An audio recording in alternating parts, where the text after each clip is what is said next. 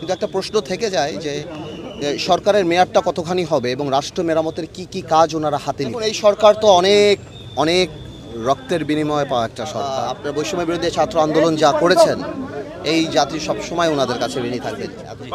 নতুন যে অন্তর্বর্তীকালীন সরকারটা হলো সেই বিষয়টা আপনার বিশ্লেষণ। দেখুন, এই সরকার তো অনেক অনেক রক্তের বিনিময়ে পাওয়া একটা সরকার।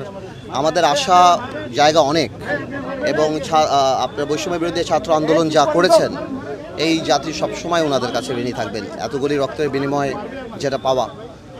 কিন্তু আমি যারা যারা শপথ নিয়েছেন ওনাদের গ্রহণযোগ্যতা, সামাজিক গ্রহণযোগ্যতা বা নিজ নিজ কর্মক্ষেত্রে গ্রহণযোগ্যতার ব্যাপারে তো কোনো প্রশ্নই আমরা রাখতে পারি না। ওনারা তো সবাই খুব সাকসেসফুল মানুষ।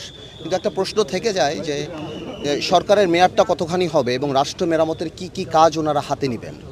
এটা না জানা পর্যন্ত আসলে আনসার করা কঠিন যে ওনাদের কাজটা কেমন হওয়া উচিত বা কি হওয়া উচিত। সো এই জিনিসটা ব্যাপার। আর না, আমাদের তো প্রত্যাশা অনেক যে আমরা তো না, আমরা তো চাই গণতন্ত্র পুনঃপ্রতিষ্ঠিত হবে, মানুষ ভোট দিতে পারবে, যে ভোটটাও 14 বছর দিতে পারে না। বাট এটাও সত্যি যে ভোটের আগেই ভোটই একমাত্র গণতন্ত্র কনফার্ম করে না। এটাও সত্যি ভোটের আগে আরও অনেক কিছু করা দরকার হতে পারে। বাট সেই জিনিসটা কি করবে, কতখানি সময় করবে, সেই ব্যাপারে তো ইউনূস সাহেব এবং ওনার যে ক্যাবিনেট ওনারাই ঠিক করবেন। এটা তো আমরা বলতে পারছি। প্রথম আসলে তাদের কি বিষয়ে হাত দেওয়া উচিত, প্রথম কোন কাজগুলো আসলে করা উচিত? আমি মনে করি তো গণতান্ত্রিক ক্ষেত্রে নির্বাচন কমিশনের ব্যাপারটাই তাদের হাত দেওয়া উচিত। নির্বাচন কমিশন পুনর্গঠন থেকে আরম্ভ করে সে ব্যাপারে কথা বলা উচিত।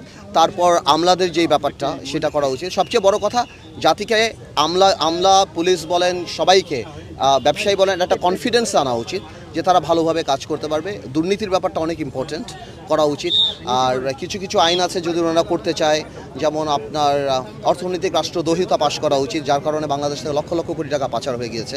তাদেরকে কিভাবে আনবে, এই মানুষগুলি যা মারা গিয়েছে, যাদের হাতে রক্ত লাগা, তাদের বিচারের কাজ কিভাবে হবে, এগুলিও খুব ইম্পর্টেন্ট। সো সব কিছু মিলিয়ে অনেক কিছু। এখন ওনারা কি করবেন, ভবিষ্যতে আমাদের সাথে বসবেন কিনা বা কি কর্ম পরিকল্পনা হবে, সেটা সময় বলে দেবে। একটা বিষয়, এখন দেশ আসলে সময়টা কতদিন থাকবে আমরা বলতে পারি না, আমরা তো এটাই বলছি। আমরা দেখেছি যে অনেকের সমাজে যারা বিশ্লেষক তারা বলছেন যে এই অন্তর্বর্তীকালীন সরকারের অর্থাৎ সংবিধানের যে মেয়াদ 3 মাস অথবা 6 মাসের মধ্যে, তারা বলছেন একটু বেশি হওয়া দরকার। রাষ্ট্রকে তো কোনো মেয়াদই নেই, মানে অর্থাৎ তারা যেটা বলছেন যে তারা বলছেন যে এটি নির্দিষ্ট একটা দীর্ঘ সময় হওয়া দরকার আর কি। না, এটা নির্ভর করে দীর্ঘ সময়ের ব্যাপার না। প্রশ্নটা হলো ওনারা কাজটা কি, ওনারা তো একটা কাজ হাতে নেবেন যে আমরা এই করব, তখন বোঝা যাবে যে কোন সময়ের মধ্যে ওই কাজটা করতে পারবেন, কোন সময় পারবেন না। ওই কাজগুলো কি ওনাদের করা উচিত বা ভবিষ্যৎ গণতান্ত্রিক সরকারের করা উচিত, এটা নির্ভর করে যে কি করবেন। আমার মনে হয় সরকারের উচিত এখন রাজনীতিবিদদের সাথে কথা বলা, বড় বড় রাজনৈতিক দল যাদের স্টেক আছে কথা বলে এরকম একটা পরিকল্পনা, যাতে করে পিপল রিপ্রেজেন্টেশনও থাকে, মানুষের রিপ্রেজেন্টেশনও থাকে। এখন তার সংসদ নেই, সো বড় রাজনৈতিক দল যারা আছেন তাদের সাথে কথা বললে অ্যাটলিস্ট মানুষের একটা স্বস্তির জায়গা থাকবে। ঠিক আছে। একটা বিষয় সেটা হচ্ছে দেশে এখন আইন শৃঙ্খলা পরিস্থিতি নিয়ে খুব কথা হচ্ছে, কারণ পুলিশ একদমই নেই, লুটপাটের ঘটনা ঘটছে। সেক্ষেত্রে কি তাদের পুলিশের রিফর্মের দিকে আসলে নজর দেওয়া উচিত? রিফর্ম, পুলিশের কনফিডেন্স ফিরিয়ে আনতে হবে। এই পুলিশ দলীয়করণের কারণে গত 16 বছরে পুলিশ প্রশাসন ভেঙে পড়েছে, অন্যান্য প্রশাসন, কিন্তু পুলিশে আরও অনেক ভালো ভালো মানুষ আছেন, অনেক, সবাই তো দলীয়করণ হয় নাই। ওনাদেরকে কনফিডেন্স নিয়ে ফিরিয়ে আনতে হবে, তাহলে ঠিক হয়ে যাবে ইনশাআল্লাহ। থ্যাংক ইউ ভাই। আমাকে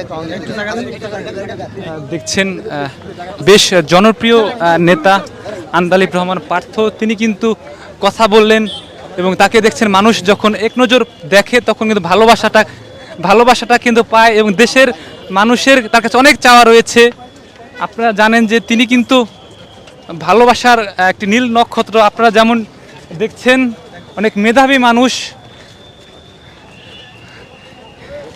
এবং তিনি কিন্তু ডক্টর মোহাম্মদ ইউনূসকে নিয়ে বক্তব্য দিয়েছিলেন, সে বক্তব্যটা কিন্তু বেশ আলোচিত হয়েছে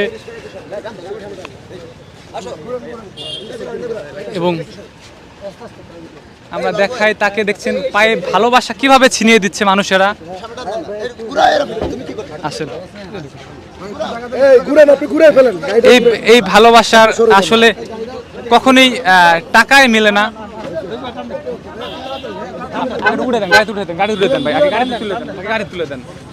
গাড়িতে দেখছেন উঠে যাচ্ছে। আপনার দেশবাসী যারা ভালোবাসেন তাকে, অনেক ভালোবাসেন,